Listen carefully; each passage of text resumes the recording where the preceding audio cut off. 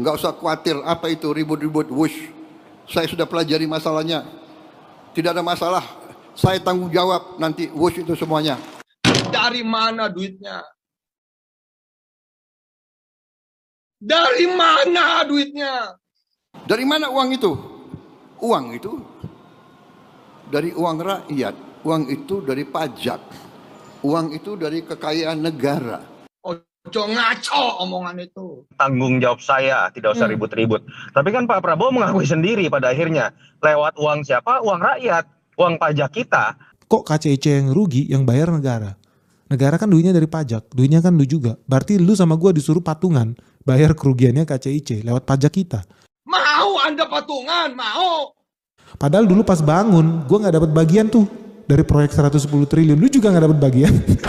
Kok bisa-bisanya kita giliran rugi aja kita disuruh ikutan bayar? Setuju gak sih lo? Nah, pertanyaannya kan adalah ketika presiden harus turun gunung, apakah artinya memang ini tidak lagi penyelesaiannya lewat skema B2B dan kemudian diambil alih negara? Kalau itu yang terjadi, artinya ini kontradiktif dengan penjelasan beberapa pihak yang merasa mengerti terkait dengan permasalahan WUS yang dianggap ini urusan bisnis biasa saja.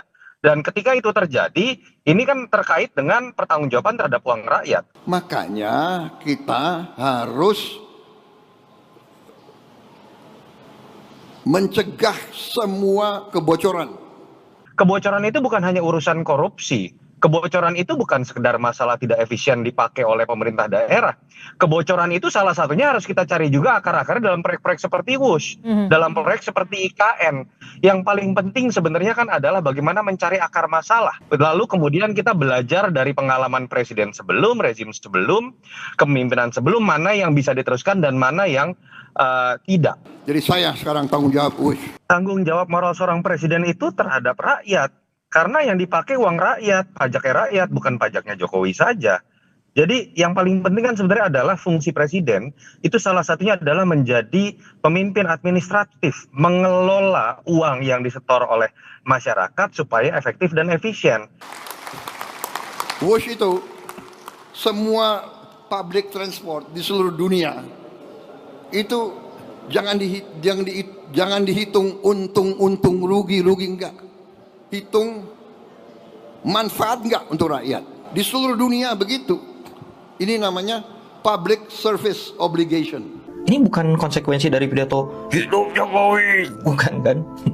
Tapi gini Pak, sebenarnya yang kita permasalahin dari awal itu bukan soal public service obligation. Kita semua udah tahu soal itu. Meskipun agak bingung juga kalau memang public service, kok tiket bus mahal banget ya? Bukannya kalau public service itu harusnya gratis ya, atau paling enggak murah lah, ya kan? Tapi kita coba keluar dulu dari konteks itu. Pertama gue pengen apresiasi dulu tanggung jawabnya. Ya memang pemimpin harusnya kayak gitu. Tapi gue juga berharap ini bukan hanya sekedar bahasa menenangkan dari berbagai keributan di tengah masyarakat. Karena masalahnya gini, Pak Prabowo kalaupun tanggung jawab paling banter cuma 10 tahun Pak.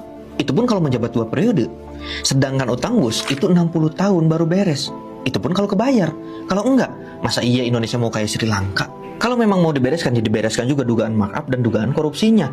Kalau terbukti, adili orang-orang yang terlibat di dalamnya. Baru soal WUS nih Pak, belum IKN. Capek banget kan nyapuin kotoran-kotoran kebijakan sebelumnya. Bapak aja capek, apalagi rakyat Pak. Karena sejatinya konsekuensi dari kebijakan-kebijakan goblok pemerintah itu, yang nanggung bukan presiden Pak. Yang nanggung bukan pejabat, tapi rakyat. Prabowo mau tanggung jawab soal WUS. Di sisi lain Menteri Keuangan pernah bilang nggak mau pakai APBN tuh buat bayar utang WUS. Jujur aja gue kasihan banget lihat Pak Presiden kita harus menanggung beban dari kebijakan-kebijakan yang amburadul dari presiden sebelumnya. Dari awal semua orang juga tahu kalau WUS ini problematik. Please lah Pak Presiden, jangan dibelain terus itu geng Solo. Kami masyarakat kasihan Pak sama Bapak, jujur aja. Kalau pada saat itu presidennya udah Bapak, saya yakin banget tuh Bapak juga nggak bakal tuh ngambil kebijakan kerjasama sama Cina. Di saat ada Jepang yang lebih menguntungkan soal kerjasama kereta cepat. Pidatonya menggebu-gebu banget Pak ya.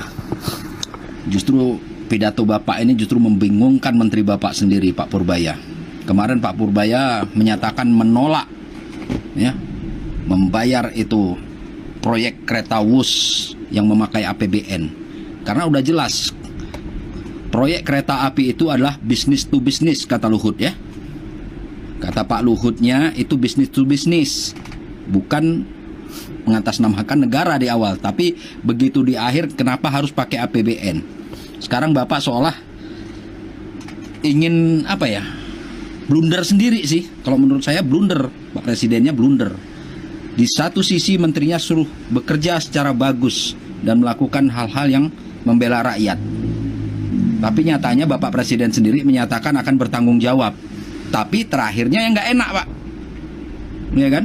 Membebankan sama rakyat juga, ya kan, Pak? Oke lah, suatu negara untuk kemajuan negara, oke. Ya. Bapak bilang untuk seluruh, ya, dipergunakan untuk rakyat.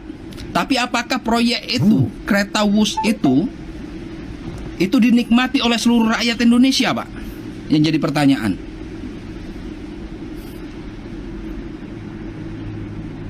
Terus kenapa yang namanya bisnis itu dikatakan kereta bisnis, Pak? Itu harusnya ya bukan urusan rakyat untuk membayar utang yang sudah terjadi, kerugian yang sudah terjadi. Makanya saya setuju dengan Pak Purbaya menyatakan Pak Purbaya nggak akan membayar utang dari proyek kereta cepat itu. Karena Pak Purbaya sendiri menyebut itu adalah bisnis to bisnis. Jadi ada yang diuntungkan di situ. Bapak bilang sendiri kalau untuk negara nggak ada hitung-hitungan rugi atau untung. Terus kalau nggak ada perhitungan rugi dan untung, kerusakan yang terjadi itu akan mengambil dana dari mana, Pak? Dari rakyat yang nggak pernah menggunakan kereta Wus, dengan hasil pajak rakyat yang nggak pernah menikmati itu kereta. Jangankan untuk menaikinnya, melihat hanya di layar televisi, Pak. Oke, Bapak bilang yang penting jangan ada kebocoran. Justru dengan begini, justru kebocoran itu terjadi. Karena seharusnya Bapak menegakkan dulu proyek-proyek itu. Selidiki dulu kasusnya, ada korupsi apa tidak di situ. Secara terbuka, kalau ada tentukan siapa pelakunya yang merugikan. Karena itu udah merugikan uang negara. Sampai utang begitu banyak sekarang ini. Tapi dengan mudah Bapak menyebut, saya sebagai presiden akan bertanggung jawab. Tapi ujungnya, apa yang Bapak katakan? Rakyat juga yang kena, Pak.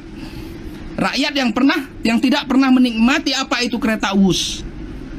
Kita hanya ingin dipandang oleh dunia bahwa Indonesia itu maju dengan adanya kereta cepat.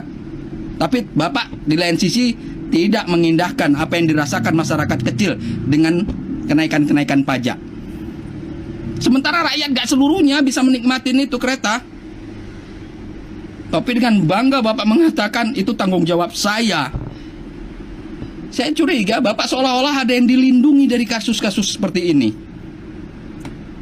Harusnya kan kerahkan kejaksaan untuk menyelidiki apakah di kasus ini sehingga merugikan uang negara, ada korupsinya apa tidak. Kalau gini kan akhirnya Pak Purbaya yang bingung kan. Pak Purbaya bingung sendiri dengan keputusan yang Bapak ucapkan seperti ini.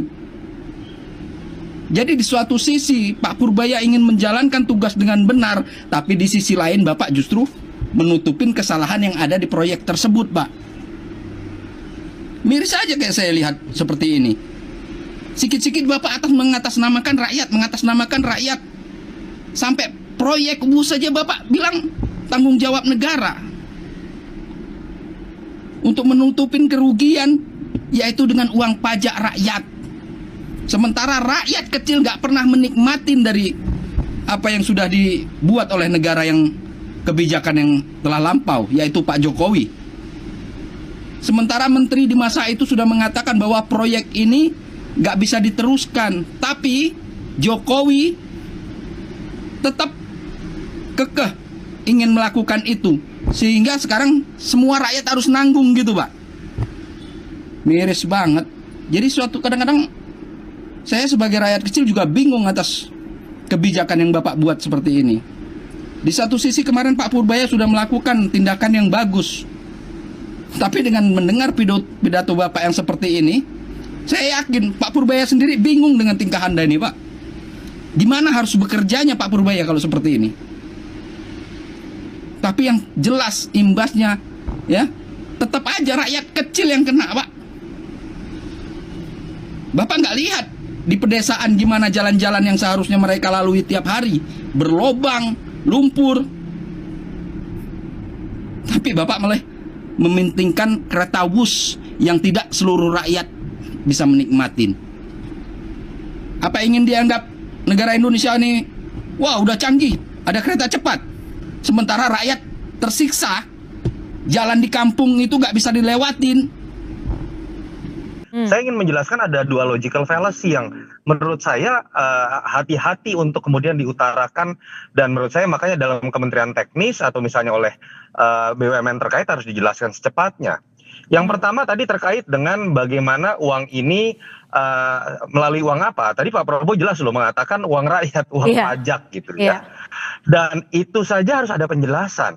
Kenapa kemudian skema B2B ini, dan saya mendapatkan penjelasan dari Pak Nurdin tadi, skemanya masih B2B, artinya penyelesaian hutang atau restrukturisasi juga harusnya B2B.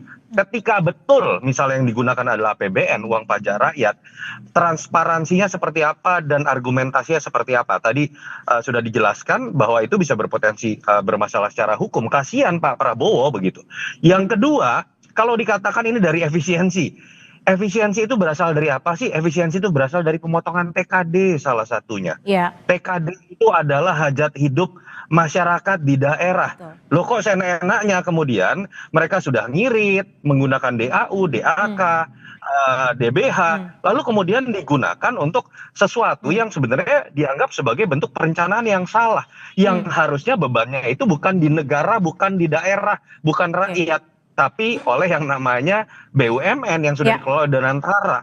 Dan terakhir, menurut saya semoga Pak Prabowo bisa memaknai kebocoran negara yang diteriakkan itu bukan sekedar di hilirnya, tapi bagaimana memberikan contoh, salah satunya ketika ada kebijakan diambil lewat perencanaan yang buruk, yang akhirnya menimbulkan hutang yang harus ditanggung oleh generasi berikut, itu juga kebocoran negara.